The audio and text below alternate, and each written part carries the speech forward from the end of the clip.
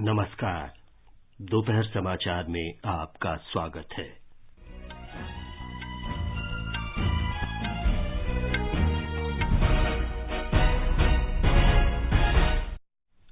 प्रधानमंत्री नरेंद्र मोदी ने कहा, नई राष्ट्रीय शिक्षा नीति शिक्षा की सुलभता, समानता, समावेशिता और गुणवत्ता के उद्देश्य से लागू की जा रही है। राष्ट्रपति रामनाथ कोविंद ने कहा, भारतीय प्रबंधन संस्थान नागपुर आत्मनिर्भर भारत के सपने को साकार करने के लिए व्यावसायिक उद्भव केंद्र के रूप में कार्य करेगा। उन्होंने संस्थान के विस्तारित परिसर का उद्घाटन किया। सरकार ने कहा, राष्ट्रीय मेडिकल प्रवेश परीक्षा नीट पीजी 2022 को स्थगित नहीं किया गया है और ये निर्धारित 21 मई को ही आयोजित होगी। केंद्र ने राजद्रोह अधिनियम को सही ठहराया और उच्चतम न्यायालय से इसे चुनौती देने वाली याचिकाओं को खारिज करने का अनुरोध किया। बद्रीनाथ धाम के कपाट आज सुबह वैदिक मंत्रोच्चार के बीच श्रद्धालुओं के लिए खुले। मौसम विभाग ने कहा, चक्रवात आसनी के कारण मंगलवार से तटीय ओडिशा और आंध्र प्रदेश के कुछ स्थानों पर भारी वर्षा होने की आशंका। कार्लोस एल्क्राज ने दुनिया के नंबर 1 खिलाड़ी नोवाक जोकोविच को हराकर मैड्रिड ओपन टेनिस टूर्नामेंट के फाइनल में जगह बनाई। भारतीय पुरुष बैडमिंटन खिलाड़ियों ने थाईलैंड के बैंकॉक में थॉमस और उबेर कप टूर्नामेंट में जर्मनी को 5-0 से हराया। महिला खिलाड़ी ग्रुप डी में कनाडा के खिलाफ अपने अभियान की शुरुआत करेंगी। और आईपीएल क्रिकेट में आज सनराइजर्स हैदराबाद का सामना रॉयल चैलेंजर्स बैंगलोर से और दिल्ली कैपिटल्स का मुकाबला चेन्नई सुपर किंग्स से होगा। दोपहर समाचार में नीलम मलकानिया के साथ मैं विमलेंदु पांडे। प्रधानमंत्री नरेंद्र मोदी ने कहा है कि नई राष्ट्रीय शिक्षा नीति सभी को शिक्षा में समानता, समावेशिता और गुणवत्ता के उद्देश्य से लागू की जा रही है। नई दिल्ली में कल श्री मोदी ने नई राष्ट्रीय शिक्षा नीति के कार्यान्वयन की समीक्षा की। श्री मोदी ने स्कूलों में हाइब्रिड शिक्षा प्रणाली के महत्व पर जोर दिया। उन्होंने स्कूली बच्चों को प्रौद्योगिकी के अत्यधिक बोझ से बचाने के लिए नियमित कक्षा तथा ऑनलाइन कक्षा में संतुलन बनाए रखने की आवश्यकता पर बल दिया। इस अवसर पर सुझाव दिया गया कि आंगनबाड़ी केंद्रों के डेटाबेस को स्कूलों के डेटाबेस से एकीकृत किया जाना चाहिए। प्रौद्योगिकी की सहायता से स्कूलों में बच्चों के स्वास्थ्य की जांच भी होनी चाहिए। प्रधानमंत्री ने सुझाव दिया कि विज्ञान प्रयोगशालाओं वाले माध्यमिक स्कूलों को अपने क्षेत्र के किसानों के साथ संपर्क कर मृदा परीक्षण से जोड़ा जाना चाहिए ताकि मिट्टी की गुणवत्ता के बारे में जागरूकता विकसित की जा सके। बैठक में बताया गया कि बहुभाषाई शिक्षा व्यवस्था पर जोर दिया जा रहा है और ये सुनिश्चित किया जा रहा है कि अंग्रेजी की जानकारी न होने से किसी विद्यार्थी की शिक्षा प्रभावित न हो। इसी उद्देश्य से राज्य बुनियादी स्तर पर द्विभाषी और त्रिभाषी पाठ्य पुस्तकें तैयार करा रहे हैं और दीक्षा प्लेटफॉर्म पर 33 भारतीय भाषाओं में सामग्री उपलब्ध करवाई गई है। बैठक में शिक्षा मंत्री धर्मेंद्र प्रधान, राज्य मंत्री राजीव चंद्रशेखर, सुभाष सरकार, अन्नपूर्णा देवी और राजकुमार रंजन सिंह, राष्ट्रीय शिक्षा अनुसंधान एवं प्रशिक्षण परिषद के निदेशक तथा वरिष्ठ अधिकारियों ने भाग लिया। शिक्षाविद संत चौधरी ने आकाशवाणी से विशेष बातचीत में कहा कि नई राष्ट्रीय शिक्षा नीति से छात्रों को बहुत फायदा होगा। प्रधानमंत्री जी ने जोर दिया कि न्यू एजुकेशन पॉलिसी को अविलंब अच्छी तरह से लागू किया जाए। साथ ही उन्होंने जो बल दिया कि छात्रों का जो रेगुलर हेल्थ चेकअप होना चाहिए क्योंकि उनका स्वास्थ्य का ध्यान भी रहना चाहिए और हमारी शिक्षा ऐसी हो जिसमें कि जॉब ओरिएंटेड हो। अगर इस तरह से हम लोग ध्यान देंगे शिक्षा पद्धति पे तो हमारे देश के युवाओं का भविष्य उज्जवल होगा। जो एम्प्लॉयमेंट जनरेशन की बात है, जो स्किल ओरिएंटेड एजुकेशन है, इससे ही हमारा देश आगे जाएगा। राष्ट्रपति रामनाथ कोविंद ने भारतीय प्रबंधन संस्थान आईआईएम नागपुर की क्षेत्रीय नवाचार आयोजक की भूमिका की प्रशंसा करते हुए कहा है कि ये एक व्यवसाय उद्भव केंद्र के रूप में काम करेगा। उन्होंने कहा कि ये क्षेत्र के उद्योगों को आत्मनिर्भर भारत के सपने को साकार करने में मदद करेगा। राष्ट्रपति ने आज नागपुर में संस्थान के विस्तारित परिसर का उद्घाटन करने के अवसर पर कहा कि ये संस्थान नवाचार और उद्यमिता की सेवाएं प्रदान करेगा।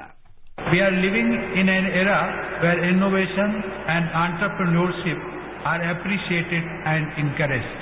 The stories of various unicorns or startups which have been slated to be worth more than 1 billion have scripted new history. It has opened new avenues as new sectors are coming under the loop of business enterprises.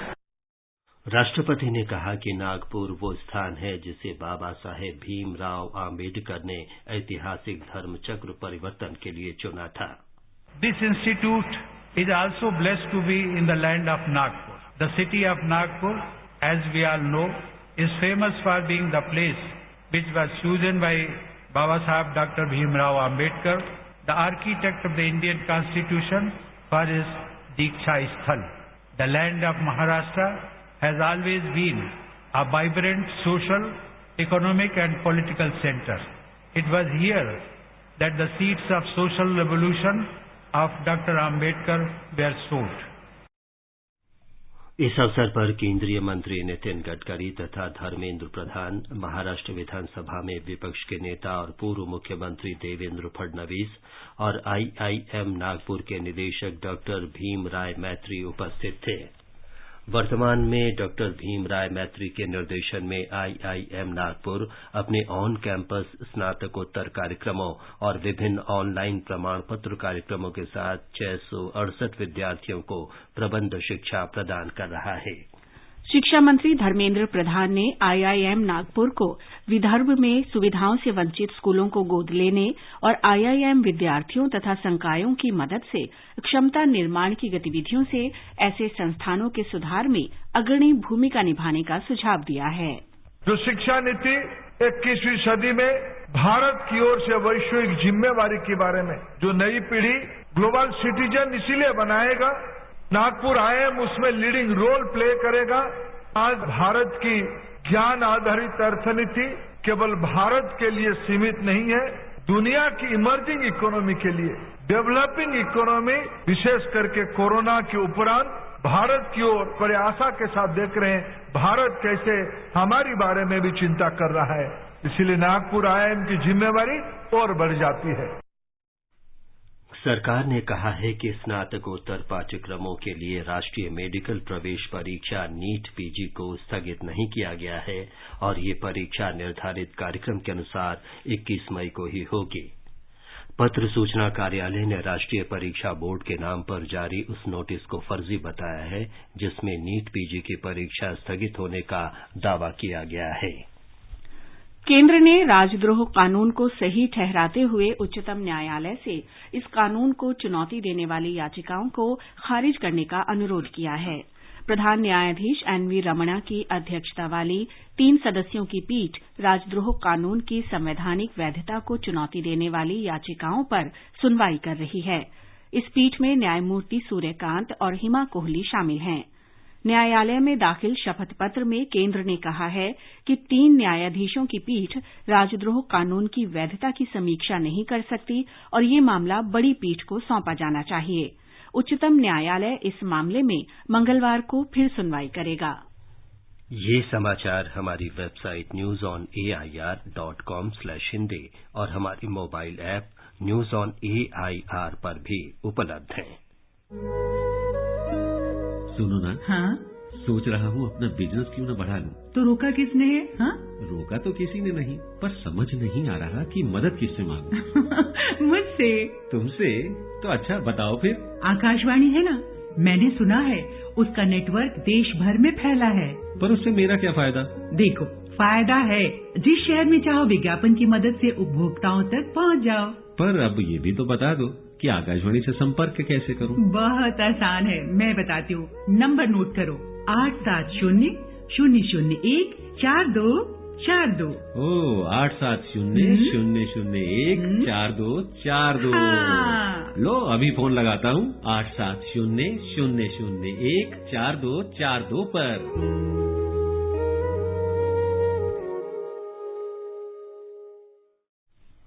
दोपहर समाचार में आपका फिर स्वागत है।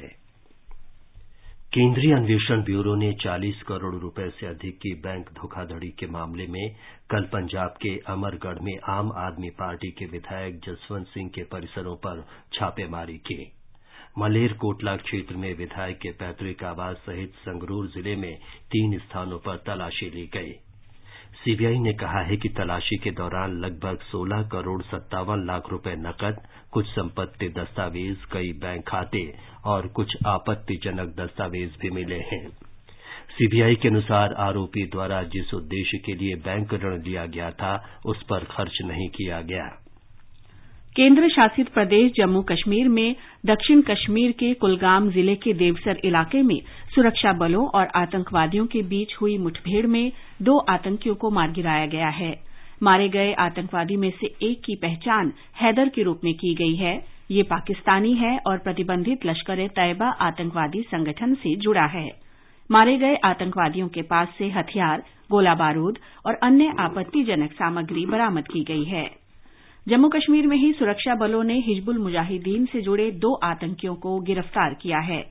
उनके पास से आपत्तिजनक सामग्री, हथियार और गोला बारूद मिला है। पुलिस ने बताया है कि आतंकियों की पहचान कर ली गई है। ये दोनों हरपोरा अछान पुलवामा के निवासी हैं। जम्मू कश्मीर की राज्य अन्वेषण एजेंसी एसआईए ने फर्जी सिम कार्ड और आतंकवादियों द्वारा इनके दुरुपयोग पर रोक लगाने के लिए कश्मीर घाटी में 19 ठिकानों पर तलाशी ली है। हाल के समय में राज्य में आतंकवादियों, उनके सहयोगियों, मादक पदार्थों के तस्करों और अन्य अपराधियों द्वारा सिम के दुरुपयोग के मामले बढ़े हैं। लद्दाख में पहली पुलिस भर्ती की प्रक्रिया अंतिम चरण में है। केंद्र शासित प्रदेश बनने के बाद पहली बार लद्दाख पुलिस के 213 सिपाहियों की भर्ती की जा रही है। लेह और करगिल में एक साथ 4,815 अभ्यर्थी लिखित परीक्षा में शामिल हुए। लद्दाख पुलिस भर्ती बोर्ड के प्रभारी स्टेंजिन नोरबू ने कहा कि परिणाम जल्द घोषित करने की व्यवस्था की गई है। आज लद्दाख पुलिस कांस्टेबल के पोस्ट के लिए जो रिक्रूटमेंट प्रोसेस चल रही थी उसका जो फाइनल स्टेज यानी रिटन टेस्ट आज हो रही है। लेह में करीब 1999 कैंडिडेट्स है। उसी तरह साइमल्टेनियसली यही एग्जाम रिटन टेस्ट जो है करगिल में भी हो रही है, जहां पे 2,816 कैंडिडेट्स हैं। तो ऑलमोस्ट जो अभी हमने अटेंडेंस ली 3-4 एब्सेंटी से बाकी सारे कैंडिडेट्स हैं यहाँ पे। ऑब्जेक्टिव टाइप क्वेश्चन है, क्लास 10th लेवल का सवाल हमें पूछे हैं।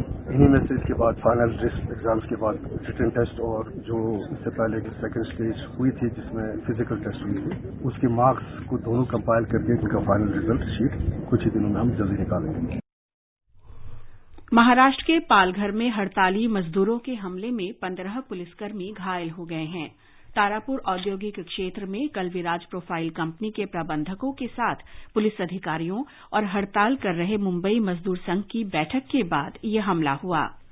उपराष्ट्रपति एम वेंकैया नायडू ने साइबर अपराधों, आर्थिक अपराधों और ऑनलाइन धोखाधड़ी से प्रभावी ढंग से निपटने के लिए पुलिसकर्मियों के कौशल को उन्नत करने की आवश्यकता पर जोर दिया है। नई दिल्ली में भारतीय पुलिस सेवा के पूर्व अधिकारी प्रकाश सिंह द्वारा लिखित पुस्तक the struggle for police reforms in India के विमोचन के बाद कार्यक्रम को संबोधित करते हुए श्री नायडू ने ये बात कही। श्री नायडू ने सरकार द्वारा किए गए कई पहल पर प्रसन्नता व्यक्त की। Judicial delay also is causing problem. So judiciary also must introspect. Whatever the government has to do, government has to do it. But at the same time, the people there who are there to give, they should also act in a more responsible manner. And the legislatures also, they have to perform and they have to discuss, debate and decide. But often disruption is taking place. राष्ट्रव्यापी Covid टीकाकरण अभियान के अंतर्गत अब तक 190 करोड़ 20 लाख से अधिक टीके लगाए जा चुके हैं। स्वास्थ्य मंत्रालय ने कहा है कि कल 17,39,000 टीके लगाए गए। इस दौरान 3,451 नए लोगों में संक्रमण की पुष्टि हुई और 3,079 लोग संक्रमण से स्वस्थ हुए।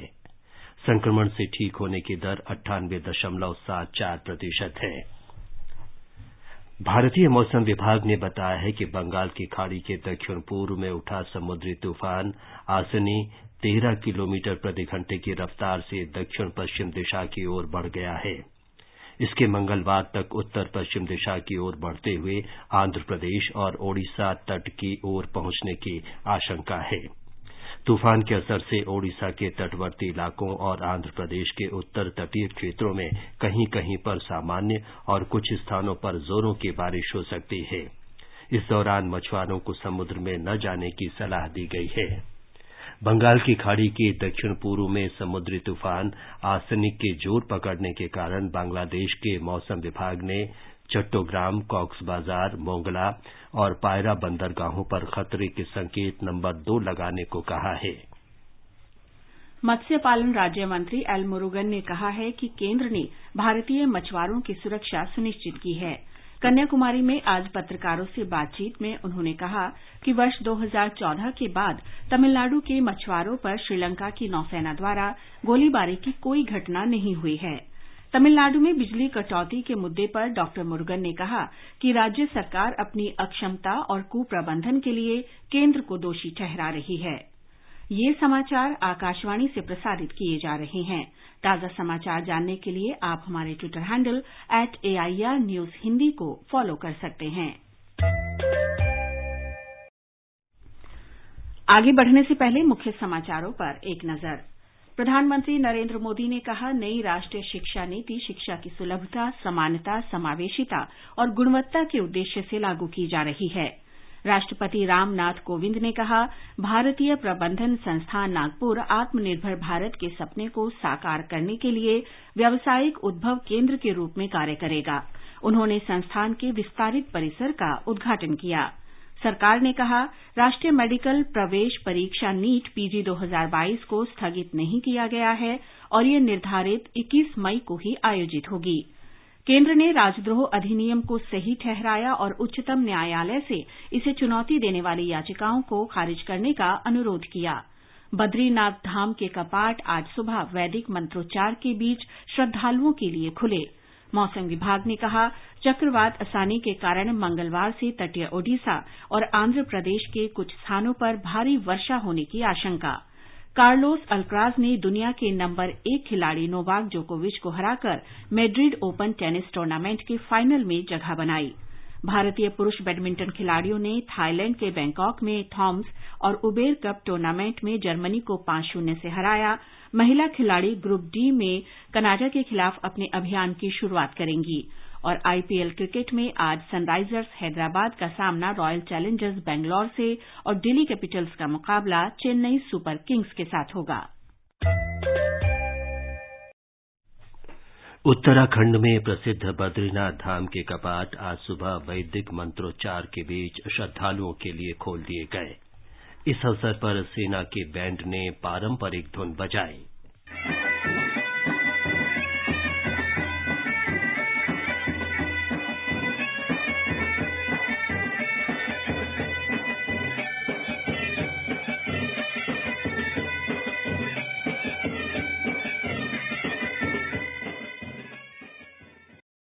चमोली जिले में स्थित बद्रीनाथ मंदिर भगवान विष्णु को समर्पित है। इससे पूर्व केदारनाथ धाम के कपाट शुक्रवार को खोल दिए गए थे। 4 धाम यात्रा अक्षय तृतीया के अवसर पर गंगोत्री और यमुनोत्री मंदिरों के कपाट खुलने के साथ शुरू हुए थे। बैंकॉक में थॉमस और उबर कप बैडमिंटन टूर्नामेंट में भारतीय पुरुष टीम ने शानदार शुरुआत की है। भारत ने पहले मैच में आज जर्मनी को 5-0 से हरा दिया। भारतीय महिला टीम ग्रुप डी में अपना पहला मुकाबला कनाडा से खेलेगी। आईपीएल क्रिकेट में आज मुंबई में सनराइजर्स हैदराबाद का सामना रॉयल चैलेंजर्स बैंगलोर से होगा।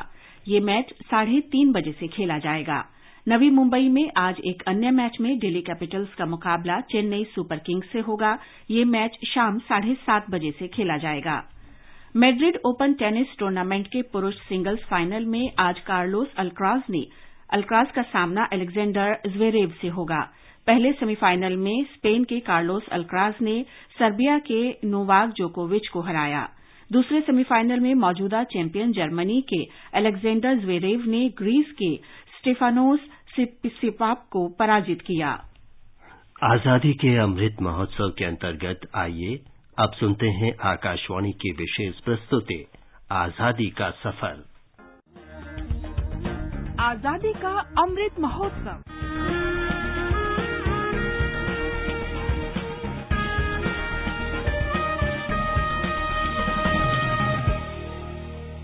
आजादी का सफर, आकाशवाणी समाचार के साथ एक राष्ट्र का उदय।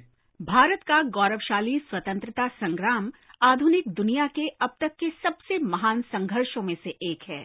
आकाशवाणी समाचार आपके लिए प्रतिदिन लेकर आता है इस संघर्ष की एक झलक।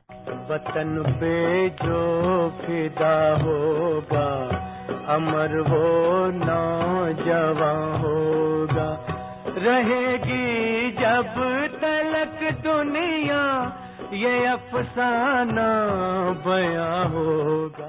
आज हम अवध बिहारी को याद करते हैं। उन्होंने पंजाब और उत्तर प्रदेश में क्रांतिकारी गतिविधियों में भाग लिया। अवध बिहारी रास बिहारी बोस के संपर्क में आए और 23 दिसंबर 1912 को वायसराय हार्डिंग पर बम फेंकने की साजिश में शामिल हुए।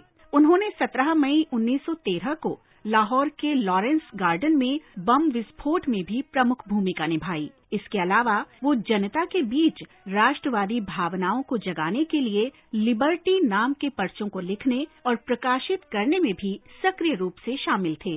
उन्हें फरवरी 1914 में गिरफ्तार कर लिया गया। अवध बिहारी पर वायसराय हार्डिंग की हत्या की साजिश रचने और लाहौर के लॉरेंस गार्डन में बम विस्फोट करने का आरोप लगाया गया था। 8 मई 1915 को उन्हें दिल्ली सेंट्रल जेल में फांसी पर लटका दिया गया। आकाशवाणी समाचार देश के वीर सपूत अवध बिहारी को नमन करता है।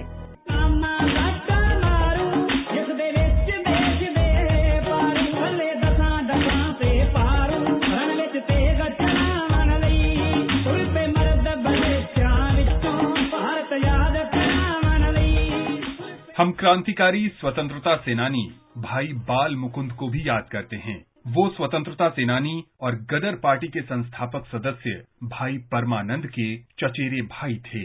भाई बाल मुकुंद का जन्म 1889 में झेलम जिले में हुआ था, जो अब पाकिस्तान में है। वे सिखों के इतिहास में जाने माने शहीद भाई मतीदास के परिवार से थे, इसीलिए उनके नाम के साथ भाई शब्द जुड़ गया। भाई बाल मुकुंद की राष्ट्रीय आंदोलन में रुचि तब पैदा हुई जब वो छात्र थे। स्नातक की पढ़ाई के बाद उन्होंने अध्यापन किया, लेकिन अपनी राष्ट्रवादी भावनाओं की वजह से वे स्वाधीनता संग्राम से जुड़ गए। 23 दिसंबर 1912 को जब लॉर्ड हार्डिंग दिल्ली में एक मार्च में चांदनी चौक से गुजर रहे थे तो उन पर बम फेंका गया। वायसराय को केवल मामूली चोटें आईं, लेकिन उनके परिचारक की मौत हो गई। 5 महीने बाद 17 मई 1913 को लाहौर के लॉरेंस गार्डन में कुछ यूरोपीय लोगों पर भी एक और बम फेंका गया। जांच के बाद भाई बाल मुकुंद को जोधपुर से गिरफ्तार किया गया। उस समय वे जोधपुर महाराजा के पुत्रों के शिक्षक के रूप में कार्यरत थे।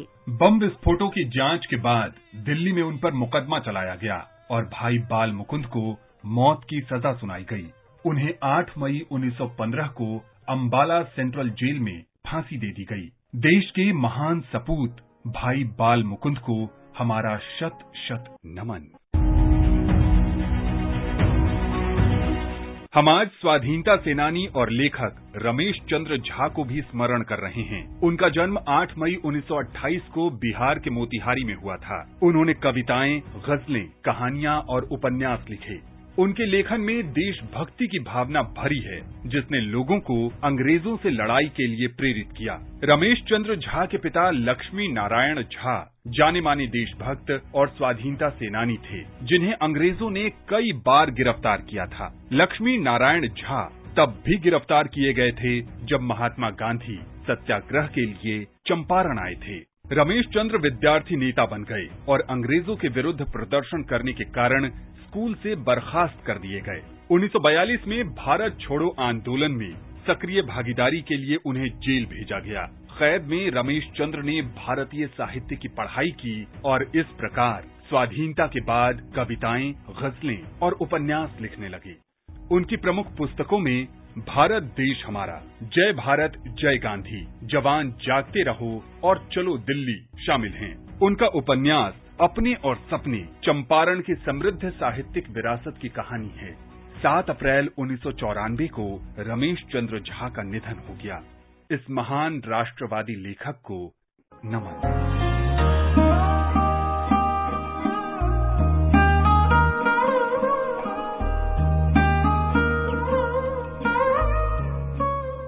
8 मई 1933 को महात्मा गांधी ने अस्पृश्यता उन्मूलन के लिए 21 दिन का उपवास शुरू किया था। उन्होंने इसे राजनीतिक विरोध की बजाय आत्मशुद्धि के आध्यात्मिक कृत्य के रूप में वर्णित किया।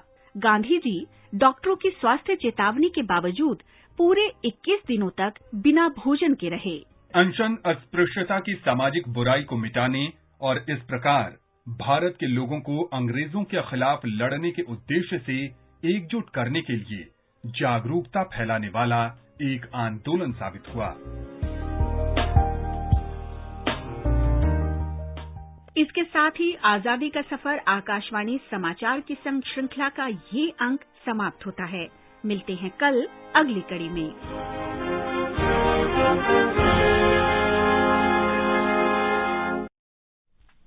आज अंतर्राष्ट्रीय मदर्स डे है। इस दिन हर कोई पालन पोषण करने के लिए अपनी मां की सराहना करता है। उपराष्ट्रपति एम वेंकैया नायडू ने इस अवसर पर सभी माताओं को शुभकामनाएं दी हैं।